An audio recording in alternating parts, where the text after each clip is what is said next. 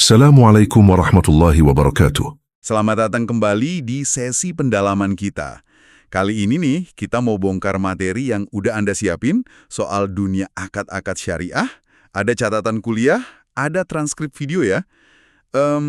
Pertanyaan dasarnya dulu deh, akad syariah itu apa sih sebenarnya? Kenapa ini penting banget buat kita pahami? Oke, Misi kita kali ini simpel aja. Coba ngertiin inti dari kontrak atau perjanjian dalam kacamata syariah. Terutama, apa sih bedanya sama transaksi biasa yang sering kita lihat? Apalagi kalau nyangkut soal bunga atau riba itu. iya, betul. Ada analogi bagus nih dari sumber kita. Coba bayangin deh, hubungan pria sama wanita. Kalau nggak ada akad nikah, wah bisa jadi masalah, kan ya? Dianggap nggak sah, haram malah. Tapi begitu ada akad nikah, hubungan yang sama persis jadi halal, malah dapat pahala. Nah katanya nih, prinsip ini tuh mirip sama transaksi bisnis atau keuangan. Akad itu bisa ngubah sesuatu dari haram jadi halal. Menarik ya? Menarik sekali analoginya, sangat kena. Oke deh, yuk kita mulai bedah materinya. Nah, sumber kita ini langsung nih menyoroti beda mendasar antara akad sama wa'ad. Sekilas kan mirip ya, sama-sama janji gitu.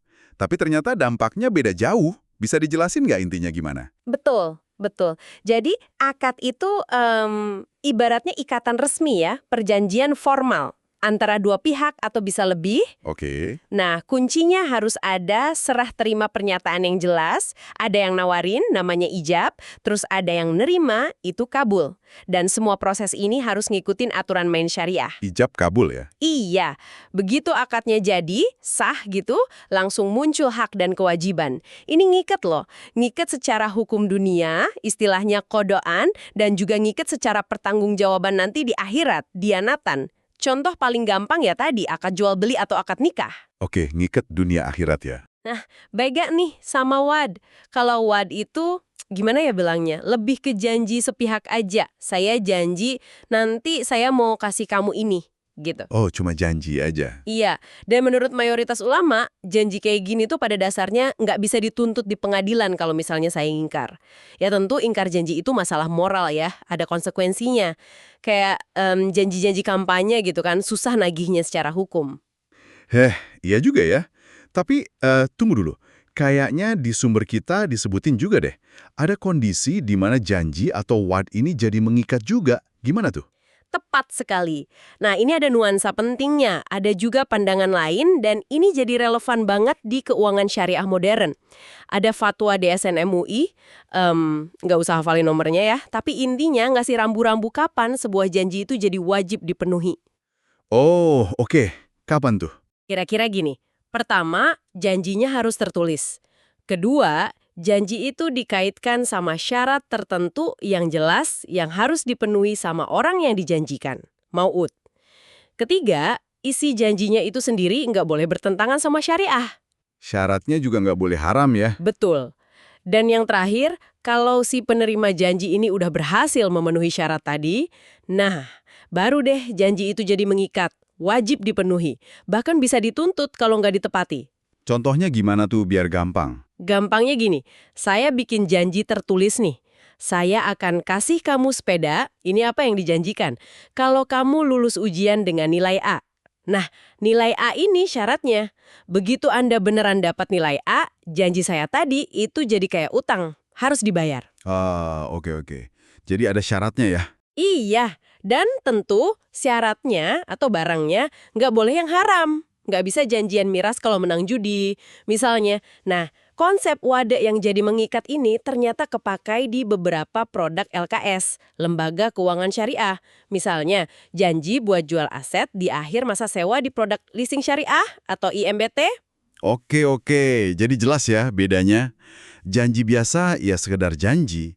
Tapi kalau akad itu udah ikatan resmi, ada konsekuensi hukum dan agamanya. Sip. Nah, sekarang kalau kita mau bikin akad yang sah nih, pondasinya apa aja? Sumber kita nyebut rukun dan syarat. Betul, ini penting banget. Rukun itu pilar utamanya. Elemen esensial wajib ada. Kalau nggak ada, ya nggak jadi akadnya. Sedangkan syarat itu kondisi-kondisi yang harus terpenuhi terkait si rukun tadi. Oke, rukunnya apa aja tuh? Ada 3 pilar utama atau 3 rukun. Pertama, siapa yang bertransaksi atau akidain? Ya, para pihaknya lah, penjual pembeli, penyewa yang menyewakan gitu. Orangnya ya, Syaratnya. mereka harus berakal ya, waras, terus cukup umur atau cakap hukum, istilahnya baligh atau punya ahliyah, dan yang penting juga punya kewenangan atau wilayah atas apa yang mau ditransaksikan. Kewenangan. Maksudnya? Contoh bagus di sumber kita. Ada anak umur 5 tahun, dia dapat warisan rumah. Nah, dia nggak bisa tuh langsung jual rumah itu sendiri. Kenapa? Karena dia belum balik, belum cakap hukum, mungkin belum paham juga konsekuensi jual beli rumah. Ini kan bentuk perlindungan buat dia. Oh iya, masuk akal. Tapi beda cerita kalau transaksinya kecil-kecilan ya. Kayak anak kecil beli permen di warung. Nah, itu mungkin aja boleh berdasarkan kebiasaan atau urf yang berlaku di masyarakat. Oke, rukun pertama, pelaku akad. Yang kedua? Kedua, apa yang ditransaksikan? Objek akadnya atau mahal al-aqd. Bisa barang, bisa jasa. Barangnya atau jasanya. Syaratnya apa aja nih? Syaratnya, pertama, objeknya itu harus ada saat akad berlangsung. Tapi ada pengecualian untuk akad pesanan kayak salam atau istisna, nanti kita bahas. Kedua, objeknya harus sah atau halal menurut Islam. Nggak bisa transaksi narkoba atau barang curian misalnya. Jelas. Ketiga, harus bisa diserah terimakan. Keempat, ini krusial, spesifikasinya harus jelas dan diketahui oleh semua pihak, maklum. Biar apa? Biar nggak kayak beli kucing dalam karung. Ini buat menghindari ketidakpastian yang berlebihan, horor, atau potensi sengketa nanti. Intinya, transparansi soal barangnya. Oke, objeknya harus jelas dan halal. Rukun ketiga? Rukun ketiga, bagaimana transaksinya? Ini soal serah terima pernyataannya, yaitu ijab dan kabul.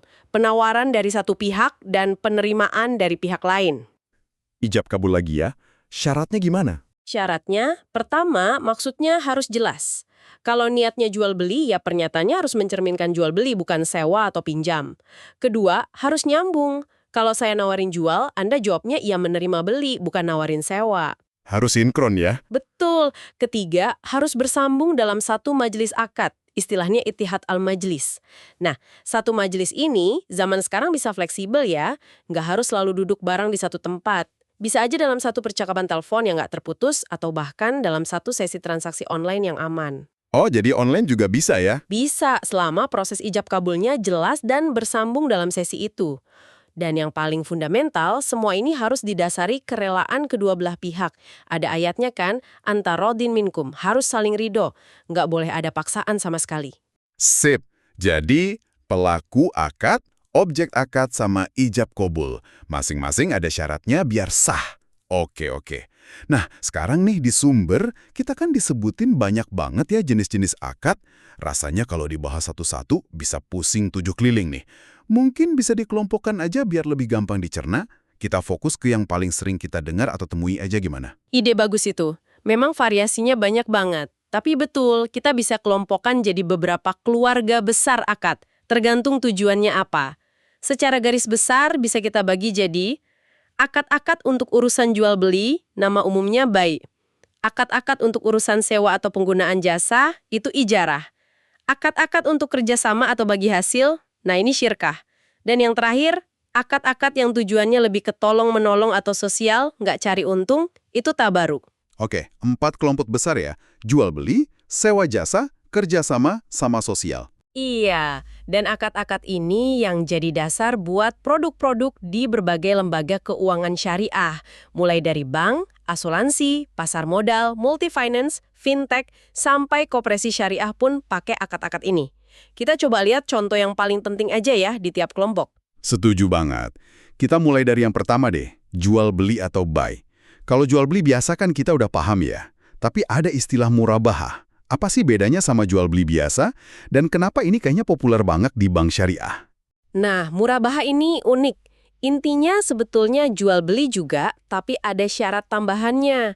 Si penjual itu harus jujur dan transparan ngasih tahu berapa harga perolehan barangnya, modalnya, plus dia mau ambil untung berapa. Oh, jadi untungnya disebutin di depan ya? Betul sekali. Misalnya Bank Syariah beliin Anda motor, harga belinya dari dealer 20 juta. Terus bank jual ke Anda bilang terus terang, ini modalnya 20 juta, kami jual ke Anda 23 juta ya, jadi untungnya 3 juta. Silakan dicicil selama sekian waktu.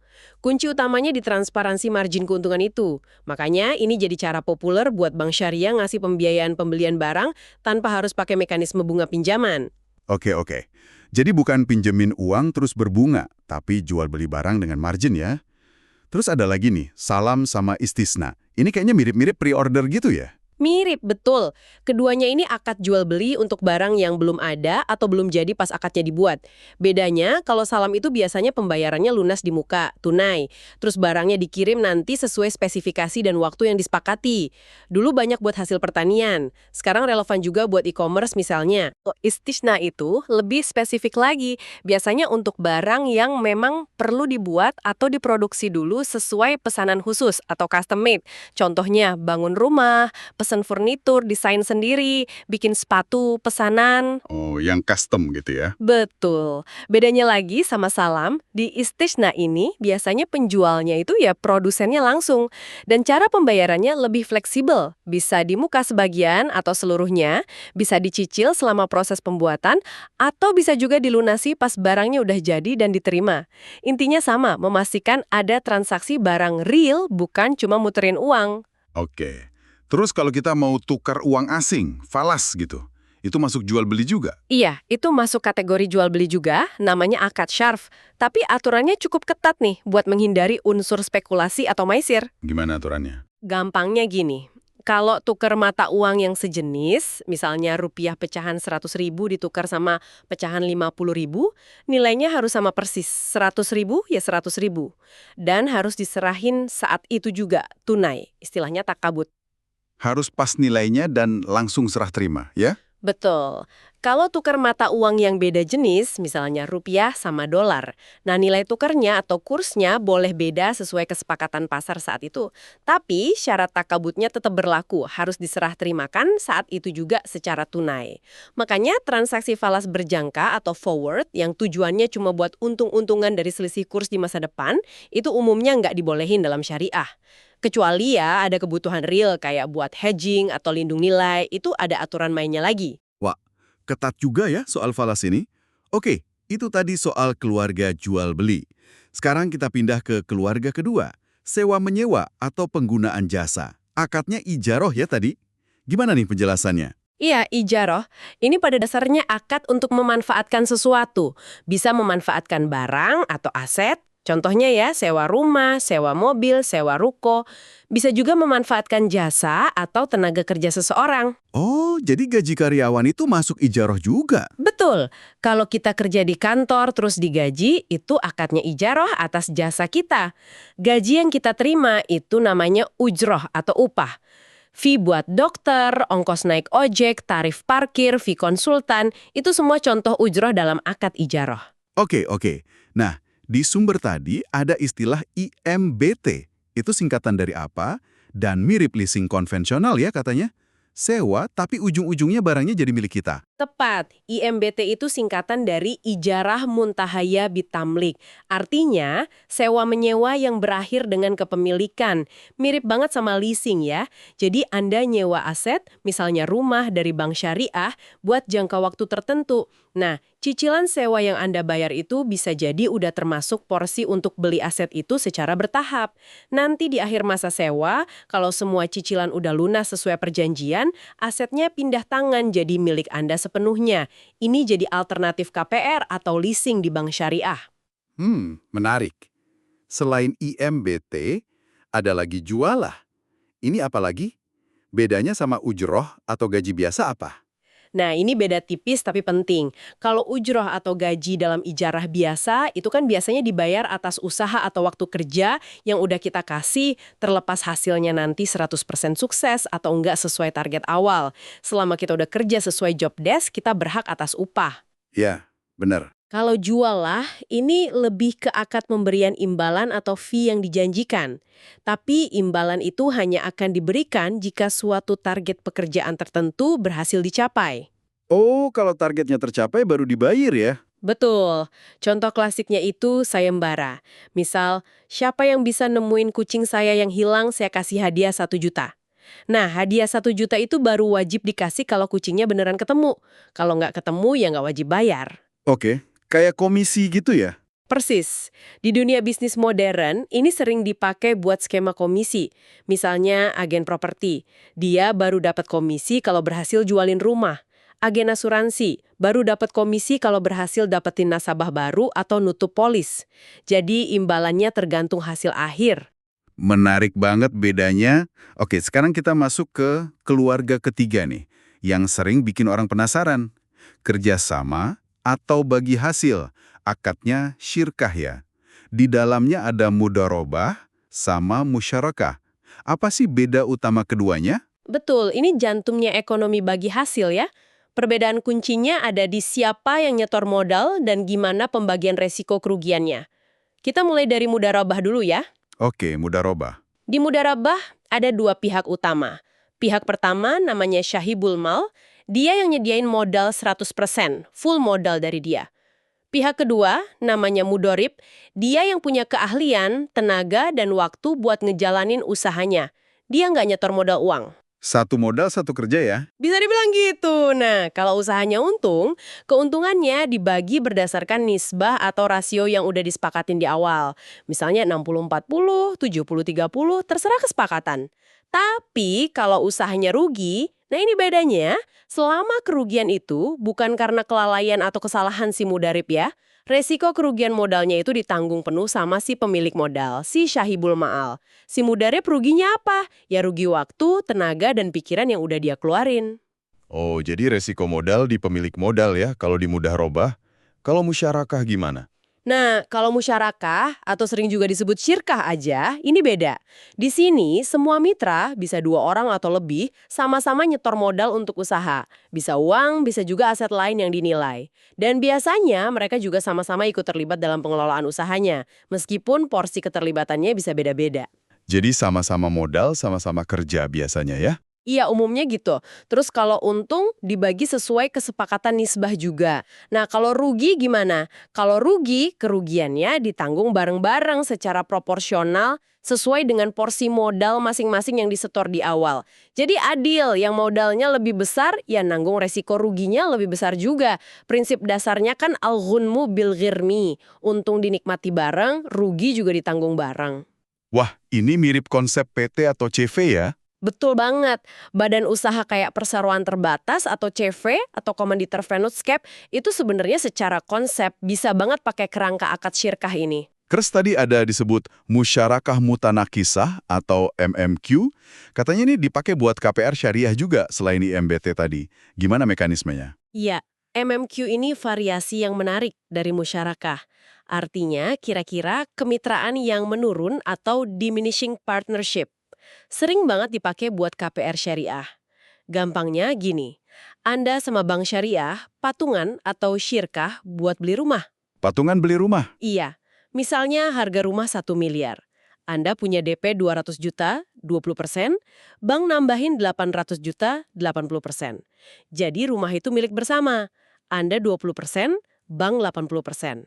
Nah, setiap bulan Anda bayar 2 komponen ke bank. Pertama, Anda bayar sewa ke bank karena Anda kan menempati porsi 80% rumah yang masih jadi milik bank. Kedua, Anda juga mencicil untuk membeli porsi kepemilikan bank itu sedikit demi sedikit. Oh, jadi nyicil beli porsi bank sambil bayar sewa ya? Betul. Lama-kelamaan, porsi kepemilikan bank akan terus menurun, mutanakisah. Sementara porsi kepemilikan Anda naik. Terus begitu sampai akhirnya porsi bank jadi 0. Dan rumah itu 100% jadi milik Anda. Makanya disebut kemitraan menurun. Paham. Jadi ada 2 opsi ya buat KPR syariah itu. Bisa pakai IMBT, sewa berakhir milik, atau MMQ, patungan menurun. Oke, keluarga akad terakhir nih, tabaru atau akad sosial. Ini yang tujuannya bukan buat cari untung kan ya? Benar sekali. Akad tabaru ini landasannya semangat tolong-menolong kebajikan non-profit lah intinya. Contoh paling murni dan utama itu akad qard. Qard, apa itu? Qard itu akad pinjaman tanpa bunga sama sekali, murni pinjaman kebajikan. Kalau Anda pinjam uang 1 juta rupiah pakai akad qard, ya pas jatuh tempo Anda wajib kembalikan pokoknya aja 1 juta rupiah, nggak boleh ada tambahan apapun yang disyaratkan di awal oleh si pemberi pinjaman. Wah, benar-benar pinjaman sosial ya. Iya, tujuannya murni nolong. Kalaupun nanti pas ngembaliin si peminjam mau ngasih terima kasih lebih dikit secara sukarela tanpa janji di awal, itu boleh dianggap hadiah. Tapi nggak boleh disyaratkan. Oke, terus kalau gadai syariah, rahan gimana? Kan kita sering dengar pegadaian syariah tuh, biasanya ada biaya titip gitu kan? Itu gimana hukumnya? Nah, rahan itu akad menyerahkan barang sebagai jaminan atas utang. Utangnya sendiri biasanya pakai akad qard tadi. Jadi Anda pinjam uang, qard, terus Anda jaminkan motor Anda, rahan. Pegadaian syariah boleh menahan motor Anda sebagai jaminan. Terus soal biayanya? Soal biaya, ini yang perlu hati-hati. Boleh ada biaya, tapi namanya biaya pemeliharaan atau penitipan barang gadai. Istilahnya mu'nah. Tapi besarannya harus wajar dan sesuai dengan biaya real yang dikeluarkan buat menjaga barang itu. Misalnya biaya sewa tempat, biaya keamanan. Nggak boleh biayanya itu dihitung berdasarkan persentase dari jumlah pinjaman, karena itu nanti jatuhnya mirip bunga terselubung, bisa jadi riba. Oh, jadi biaya real penitipan aja ya, bukan persentase pinjaman. Betul. Dan satu lagi, penerima gadai, misalnya pegadaian, pada prinsipnya nggak boleh memanfaatkan barang gadai itu untuk kepentingan dia sendiri. Misalnya motor yang digadai terus dipakai buat ngojek sama petugasnya. Nah itu nggak boleh, karena manfaat yang timbul dari utang itu bisa dianggap riba juga. Oke, cukup jelas soal gadai. Selain pinjaman, qard, dan gadai, rah, akad sosial atau tabaru, apalagi yang penting dan sering dipakai? Ada beberapa lagi yang cukup penting. Misalnya wakalah. Ini akad pemberian kuasa atau perwakilan. Anda ngasih kuasa ke orang lain buat bertindak atas nama Anda dalam urusan tertentu. Kayak surat kuasa gitu ya? Kuasa ke bank buat melakukan transaksi tertentu. Oh, ya banyak ya contohnya. Ada lagi? Ada. Wadiyah. Ini akad titipan. Kita nitipin barang atau dana ke pihak lain. Ada 2 jenis utama. Wadiyah hiyat amanah. Ini titipan biasa. Si penerima titipan cuma wajib menjaga amanah. Nggak boleh pakai barang atau dana titipan itu. Kalau hilang bukan karena kelalaiannya, dia nggak ganti rugi. Cuma jaga aja ya? Minta. Karena dia boleh manfaatin, dia nanggung resiko kalau dananya hilang atau rugi. Rekening giro di bank syariah itu biasanya pakai akad ini. Terus kalau banknya kasih bonus gimana? Kan katanya nggak boleh bunga. Nah, bank boleh aja ngasih bonus atau hadiah atau hibah kepada nasabah wadiyah yad domana. Tapi sifatnya harus sukarela dari bank, nggak boleh dijanjikan atau diperhitungkan besarannya di awal. Ini beda banget sama bunga yang udah pasti dan dijanjikan di rekening konvensional, atau beda juga sama bagi hasil di rekening investasi mudarabah yang nisbahnya disepakati di depan. Oke, beda ya antara bonus sukarela sama bunga atau bagi hasil. Terakhir mungkin? Lahir ada hibah. Ini ya pemberian atau hadiah cuma-cuma, sukarela tanpa mengharap imbalan apa-apa. Ini jadi penting banget konsepnya di asuransi syariah atau takaful. Di sana, para peserta itu niatnya saling menghibahkan sebagian dari kontribusi mereka ke dalam satu dana kumpulan, namanya dana tabaru. Dana inilah yang nanti dipakai buat nolong sesama peserta yang lagi kena musibah atau klaim. Jadi prinsipnya gotong royong, saling menanggung risiko lewat mekanisme hibah. Tentu perlu dibedain jelas ya antara hibah yang tulus sama riswah atau suap. Wah, lengkap banget ya pemetaan akad-akad ini. Mulai dari jual beli, sewa, kerjasama, sampai yang sifatnya sosial atau tolong-menolong.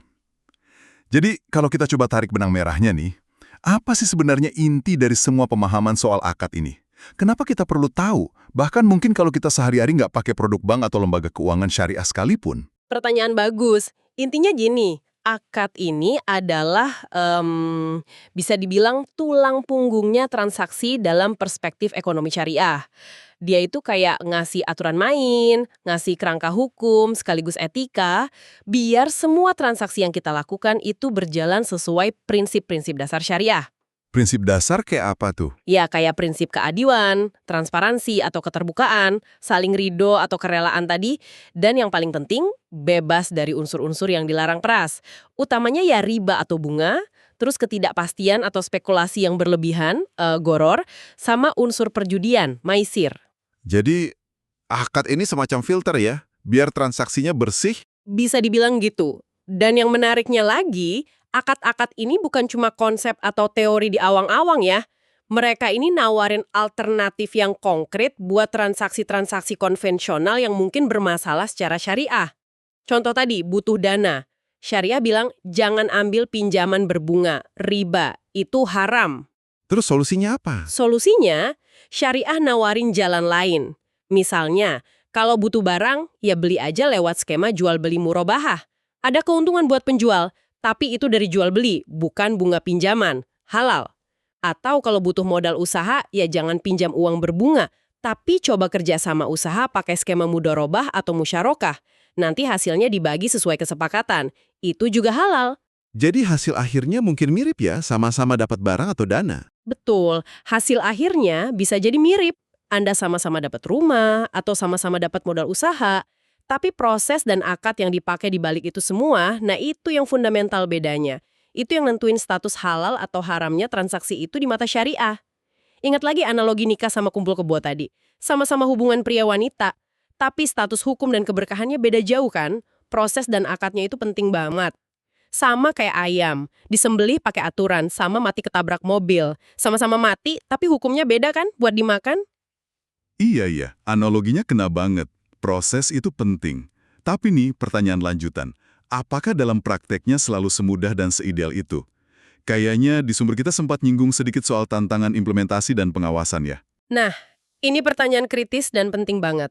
Tentu saja tantangannya ada di implementasi yang benar dan konsisten. Teori akadnya mungkin udah bagus, tapi pelaksanaannya di lapangan itu yang jadi kunci. Makanya di setiap lembaga keuangan syariah itu wajib ada Dewan Pengawas Syariah atau DPS. Fungsinya DPS ini apa? Tugas utama mereka yang memastikan semua produk dan operasional lembaga itu udah sesuai sama prinsip dan akad syariah. Mereka ngawasin biar akad itu nggak cuma jadi formalitas di atas kertas aja, tapi benar-benar dijalankan substansinya.